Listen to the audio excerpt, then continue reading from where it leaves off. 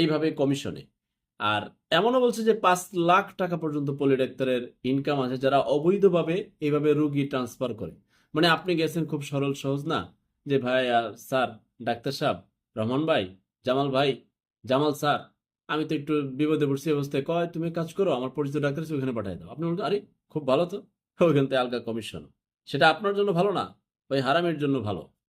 ভুক্ত অধিকার তারে ধরলো, ধরার পরে সে যে অপরাধ করছে তার ফার্মেসিতে মেয়াদ উত্তীর্ণ ওষুধ, নিম্নমানের ওষুধ, তারপর আপনার প্রেসক্রিপশন করে, সে ডাক্তার না হয়েও রুগী দেখে, রুগী রেফার্ড করে, কমিশনের ডায়াগনস্টিক সেন্টারের সাথে বাণিজ্য করে, এত সব অপরাধের বিপরীতে ভোক্তা অধিকারের আইনের ধারাতে উল্লেখ আছে। এবং ভোক্তা অধিকারের সেই কর্মকর্তা সেখানে বলছে যে আপনি যে অপরাধ করেছেন আমাদের আইনের ধারায় আপনার 2 বছরের জেল এবং 1 লক্ষ টাকা জরিমানা আসে।